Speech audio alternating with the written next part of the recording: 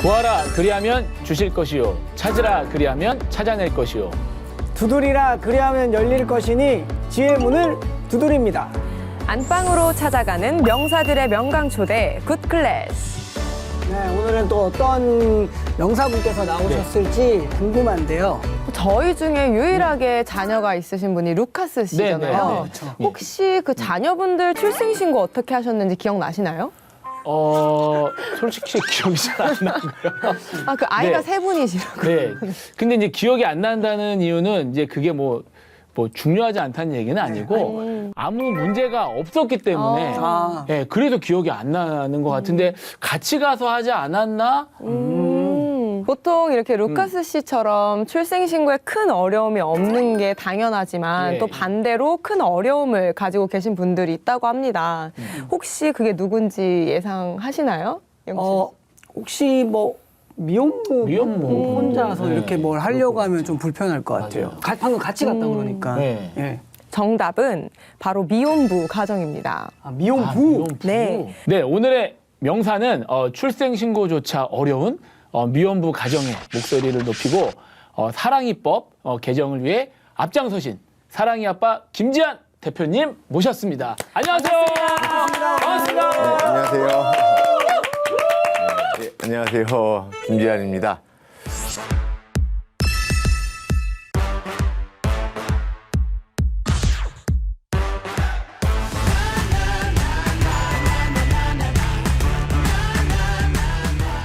저는 이제 10살 되는 그 딸아이를 지금 키우고 있는 아주 지극히 평범한 아빠입니다. 예, 오늘 강의가 명사의 명강의가 아니라 그냥 지극히 평범한 아빠의 삶을 살아가는 이야기 정도로 들어주시면 너무 좋을 것 같습니다. 네. 네. 제 소개를 간단히 하고 싶은데, 예. 제 딸아이 아빠라는 것보다 더 좋은 소개는 없는 것 같아서 소개는 이 정도로만 하겠습니다. 소스윗. 예, 그 삶이 너무 좋아서요. 네. 미혼부 가정의 실태 개선 방안이라는 제목을 가지고 강의를 준비를 했는데요. 네. 최적으로 저희 그 미혼부들이 자녀와 처음 단둘이 남겨지게 되면 제일 가장 먼저 닥치는 문제가 출생신고입니다. 그러니까 아주 어린 아기가 뭐 말도 잘 못하고 걷는 거, 손짓 이런 것도 다 어설프고 못하겠지만 어떻게 보면은 그 김영춘 배우님하고 네. 동등한 인격체라고 이렇게 생각할 수 있겠죠. 맞습니다. 예, 그리고 그런 한 명의 사람인데, 네. 이 사람이 태어났는데, 그것도 대한민국 땅에서 태어났는데, 또 대한민국 국민의 자녀로 태어났는데, 국적과 기본권을 취득을 하려면 소송을 해야 되는 게 지금 우리나라의 현실입니다. 예, 그래서 좀 그런 문제들에 대해서 좀 먼저 이야기를 나눌 거고요. 네. 네. 예, 이렇게 오늘 한번 이야기를 진행해 보도록 하겠습니다. 네.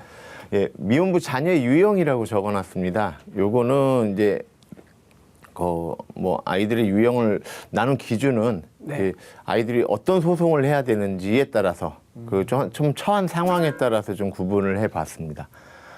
그 첫 번째가 엄마의 뭐 인적사항, 뭐 이름이나 주민번호나 아니면 등록 주소지, 뭐 기준지 이런 것이 불분명한 경우에 있는 아이들을 얘기를 하는데요. 이 아이들이 출생신고를 하려면 아빠가 뭐 유전자 검사를 어떻게 해서 친부가 맞다는 걸 증명을 해도 그냥 출생신고는 할 수가 없고 소송을 해야 합니다.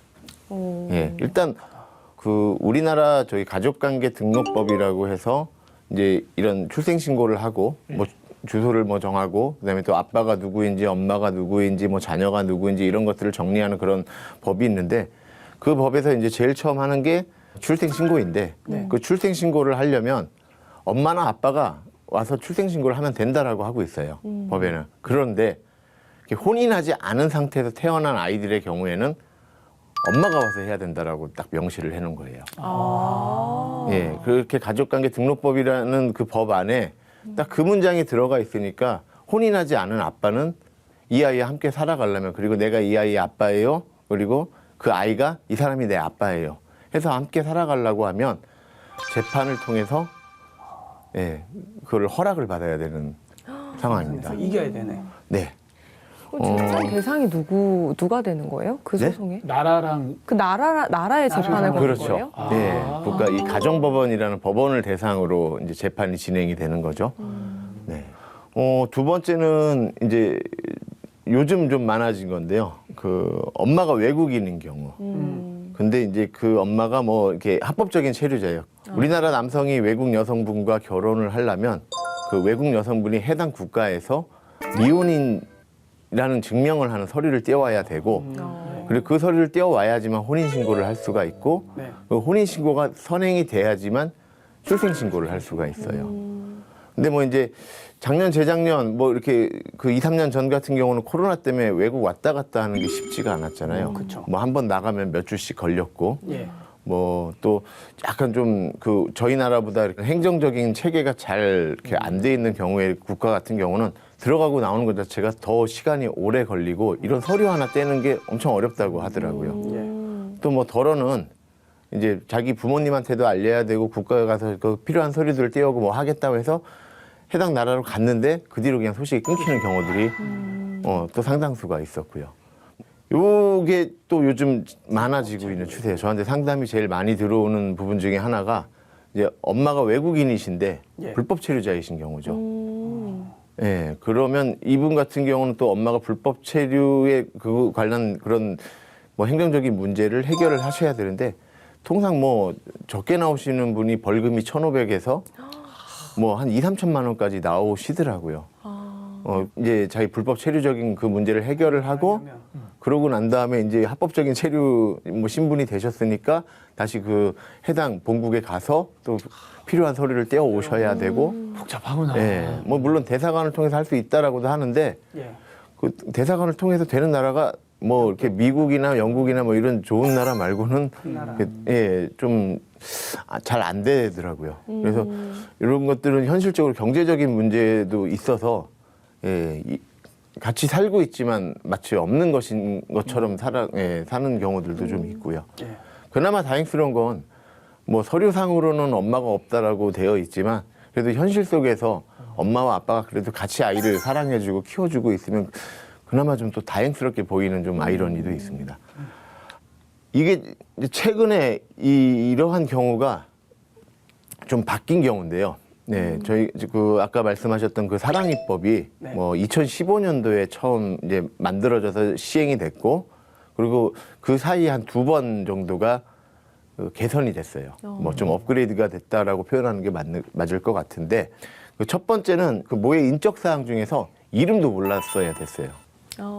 근데 뭐 연애를 하고 사랑을 하고 동거도 했는데 이름을 모를 수는 없잖아요. 그렇죠. 그 이름, 뭐 이제 주민번호, 그다음에 등록 기준지 이 세 가지를 다 몰라야 된다는 해석 때문에 처음 그 법이 시행됐을 때는 100명 정도가 출생신고 신청을 그 소송 신청을 했는데 16명만 되고 84명이 되지를 않았었어요. 기각. 예, 그러다가 그게 한 2, 3년 정도 뒤에 이게 아이들을 출생신고를 해주려고 만든 법이고 만든 그런 행정재판인데 이게 너무 이렇게까지 안 되는 것도 문제다 해서 이름은 알아도 이제 좀 그 등록 기준지와 주민번호 뒷번호 정도 모르면 그래도 되는 쪽으로 한번 바뀌었고 그리고 나서 이 지금 네 번째 제가 꺼내들은 뭐가 일방적으로 출생신고를 거부하는 경우였어요. 이 엄마는 뭐 그냥 법률상 합법적으로 그냥 미혼의 신분인 엄마인데 단지 아이를 양육할 뜻은 없고 그래서 출산의 기록을 남기고 싶지가 않은 거예요.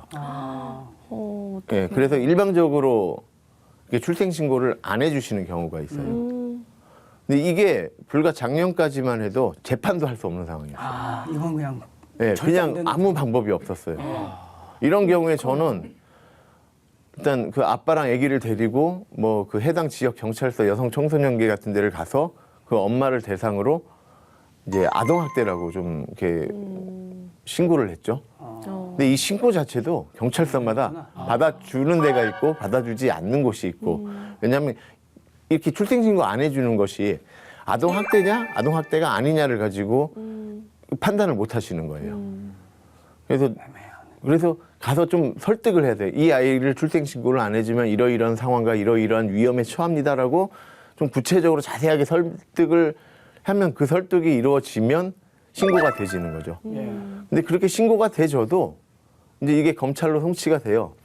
근데 혐의가 없다라는 걸로 나오는 거죠. 혐의 없음. 예. 그러고 나서 이제 그러면은 이제 뭐 경찰에도 막 신고가 되지고 뭐 법원에서 뭐 날라오고 검찰에서 뭐 이렇게 문서 날라오고 하다 보면 이게 좀 뭐 지역이 이제 좀 지방 같은 데는 뭐 딱 이렇게 동네 사람들 알고 막 이렇게 하니까 일이 커지니까 그 압박감에 출생신고를 해주시는 거예요, 엄마가.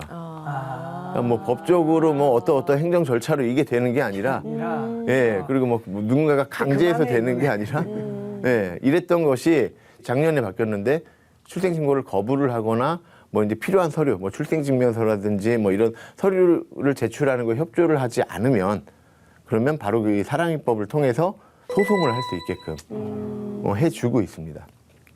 그래서 요 위에 하나, 둘, 셋, 네 가지의 경우는 그 2015년도에 개정된 그 사랑입법으로 예. 이제 미혼부의 자녀를 그 출생신고하는 재판을 해볼 수 있는 경우가 되는 거죠.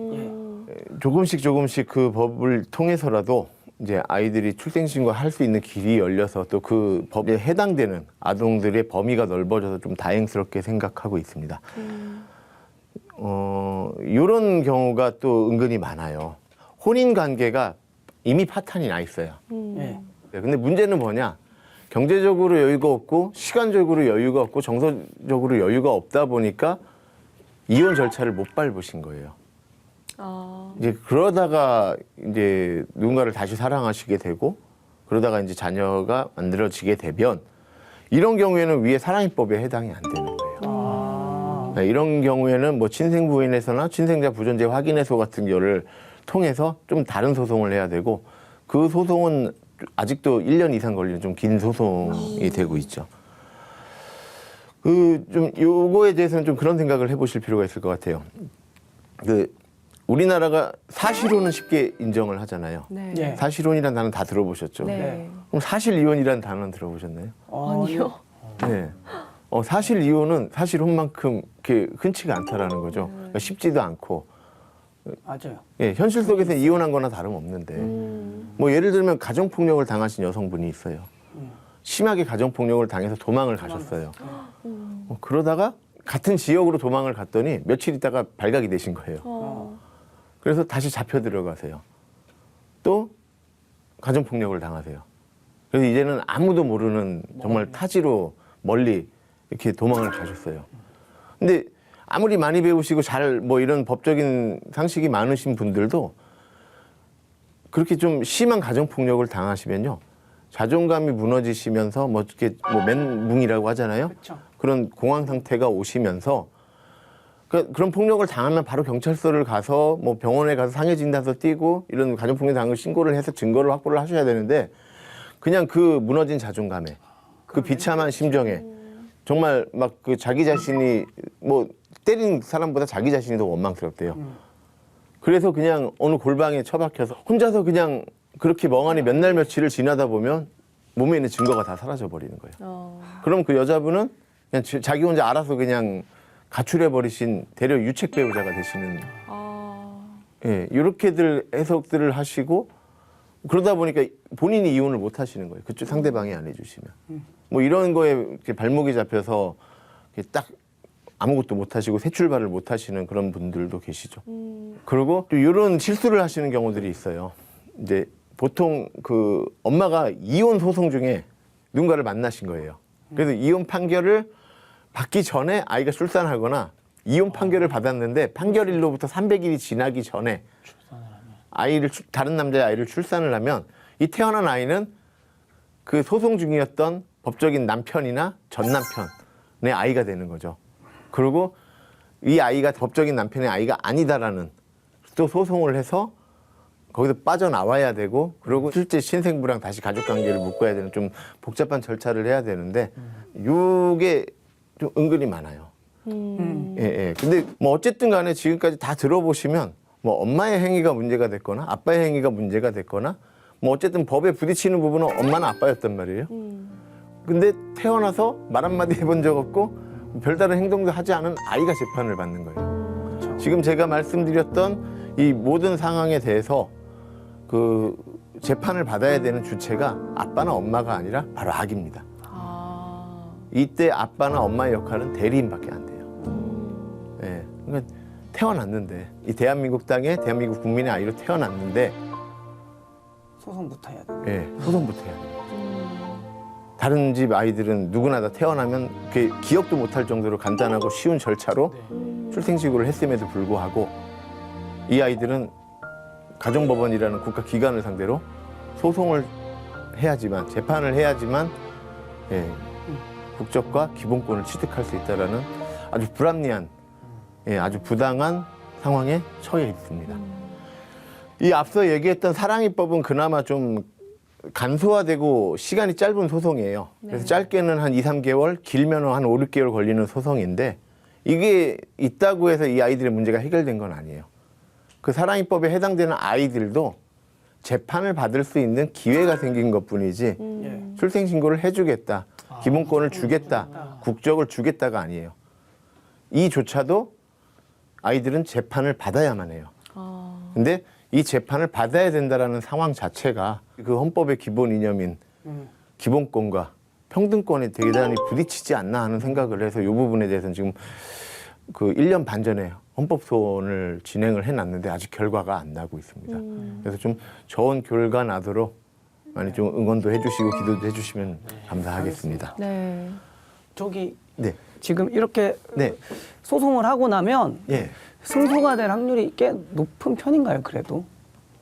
좀 높은 편이에요. 그러니까 맞는 방법으로 소송을 하면 높으신 편인데 이제 뭐 예를 들면 위에 네 가지 상황에 대해서는 그냥 사랑이법으로 하면 되니까 대부분 되는 반면 요 이제 5번째부터 나오는 혼인 관계가 사실상 파탄에 이르렀는데 이제 다른 남자랑 출산하신 경우랑 이혼 소송 중에 임신해서 출산하신 경우 요 경우만 좀 길고 좀 어려운 거죠. 길고 어렵게 되는 거고 이때 뭐가 옆에 같이 있으면 좀 소송 진행하는 게 수월한데 이때 뭐가 같이 있지 아니하고 떠나가셨으면 엄마가 그러면 이제 소송이 더 어려워지고 그리고 또 이 상황에 맞는 소송을 하셔야 되는데 이걸 잘 모르시고 이런 상황이신데 사랑이법으로 소송해 버리시거나 하면 또 기각이 되시고 그리고 이제 경우에 따라서는 좀 그런 거 있어요.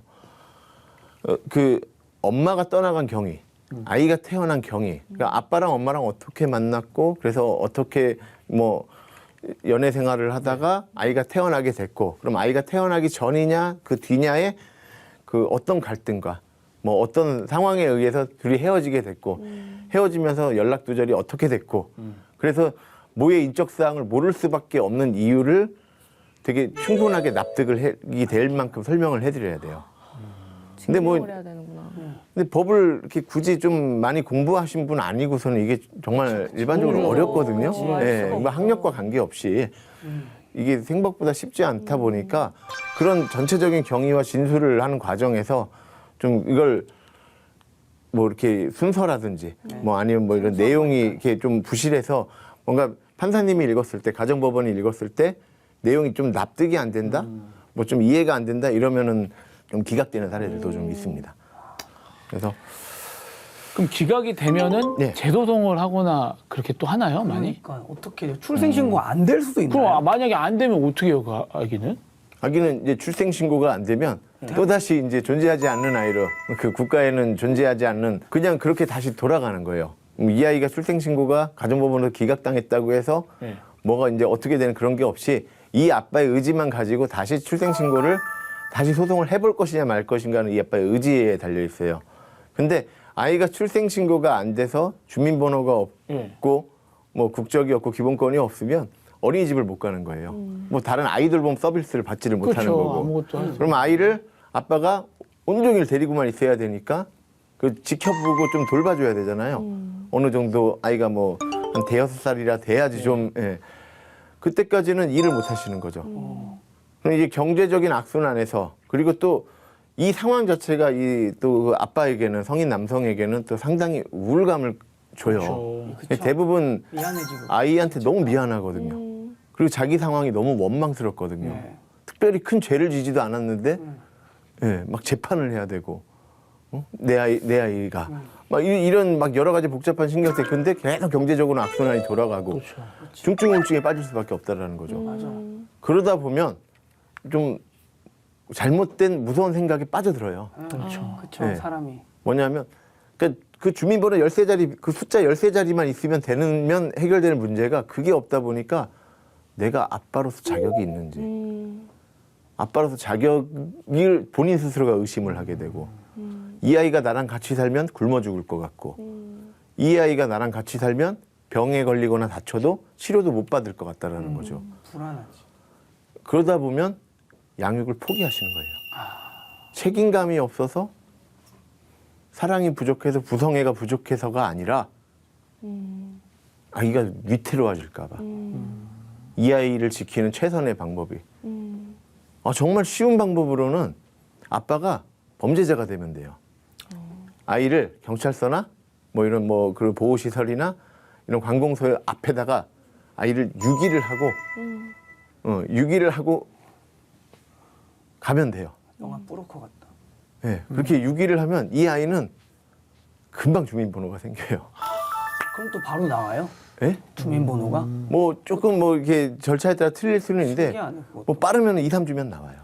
열심히 누가 해달라는 사람 있을 때는 안 해주고 그러니까. 그 대신 아빠는 이제 아동을 유기한 전과자가 되셔야죠. 가지고. 그리고 그렇다고 해서 이 아이가 출생신고가 됐다고 해서 누구의 자녀가 아니에요. 이 아빠의 자녀가 아니에요. 그냥 이 아이 혼자 출생신고가 된 것뿐이지 보아가 된 거고 이 아빠랑 자녀가 다시 합쳐지는 건 또 다른 문제가 있는 겁니다. 더 어려울 것 같아 그건. 근데 왜 이렇게 어렵게 법이 만들어져 있는 거예요? 법이라는 게 어떤 악용을 막으려고 이렇게 정해지는 게 법이잖아요. 그렇죠. 근데 왜 미혼부는 그 출생신고를 이렇게 어렵게 하게 돼 있나요? 그러게요. 저도 그게 늘 의문이었어요. 그것 때문에 헌법소원도 진행하고 있는 건데 도대체 이 상황 속에서 어떤 악용의 점이 있는지 그 악용이 얼마나 그렇게 위태로운 것인지 그리고 그게 그렇게 빈도가 많을 것인지 되려 그것 때문에 피해를 보고 있는 아동의 숫자가 점점 늘어나는데 근데 단순하게 피해가 아니라 그나마 자기를 사랑해주고 지켜주고 기르겠다라고 의지를 갖고 있는 남은 한쪽 부모 맞아. 아빠로부터 이 아이는 자기를 낳아준 아빠에게 잘할 수 있는 기회와 그 권리조차 박탈을 당하는 경우까지 가잖아요. 심지어는 뭐 이렇게 생명에 좀 위협이 당하는 그런 상황까지 올 수도 있게 되는 거죠. 정말 개선이 돼야 되는 그러니까, 부분이네요. 문제가 많다. 네. 그래서 오늘 좀 한 얘기들 중에서 뭐 이런저런 상황 법적인 얘기 좀 뭐 이렇게 와닿지 않은 얘기일 수도 있는데 딱 이거 하나만 기억을 해주시고 좀 와 닿아 주셨으면 강제로라도 본인 스스로 해주면 좋겠는 게 아이가 재판을 받아서 국가의 그 기본권과 국적을 취득하는 것 자체가 좀 같이 잘못되지 않았나 하는 거에 대한 좀 공감을 좀 가져주셨으면 좋겠습니다. 아빠가 누구인지 엄마가 누구인지 아빠의 뭐 책임질 게 뭔지 엄마가 책임질 게 뭔지 따지는 거 정말 중요해요. 안 하면 안 되는 일이에요. 그건 꼭 해야 된다라고 저도 동의를 하는데 순서가 이 아이에게 국적과 기본권을 먼저 주고 이 제도권의 보호 안에 제도권하에 보호 아이에 넣어놓고 그러고 난 다음에 뭐 아빠가 책임질 일, 엄마가 책임질 일, 그리고 아빠가 누군지 엄마가 누군지 이런 것들을 따질 것들을 그 이후에 따지면 안 되겠냐라는 거죠. 맞아. 예. 이런 것들 다 따져놓고 이게 몇 달 걸리든 1년 걸리든 몇 년 걸리든 이런 거 다 따진 다음에 그다음에 아이한테 국적과 기본권을 주겠다라는 건 좀 잔인하기도 하고 좀 비상식적인 일 아닌가. 맞아요. 예, 그런 생각을 합니다. 아이러니다 아이러니. 제가 진짜 이 방송 뭐 나가고도 그렇고 계속 또 시간이 지나면서 일단 아이가 태어나는 순간 제일 쉽게 그 출생 신고를 할 수 있게끔은 진짜 무조건 해주면 좋겠다라는 생각이 드네요. 그렇죠. 뭐 아무것도 묻지도 따지지도 말고 누군가가 태어나면 대한민국 국민으로서 다른 나라 같은 경우는 그래 다른 사례가 나라 어떻게- 법은 좀 비슷한 경우들이 있죠. 아, 그래요? 근데 그 차이가 그거예요. 다른 나라는 아이를 그 제도권의 보호를 먼저 해놓고 아이에게 기본적인 기본권과 누가 아빠인지. 예, 이런 거를 마련을 해준 다음에 이런 것들을 따지는 반면 우리나라는 따질 것부터 따진 다음에 그러니까 고스란히 이게 다 해결될 때까지는 그 희생과 피해는 아이가 감당해야 되는 거죠. 그치. 무슨 말인지 알겠습니다. 두 번째 강의가 또 어떤 얘기 나올지 좀 궁금하네요. 네. 그러면 이번 강의는 이것으로 마치도록 하겠습니다. 감사합니다. 감사합니다. 감사합니다.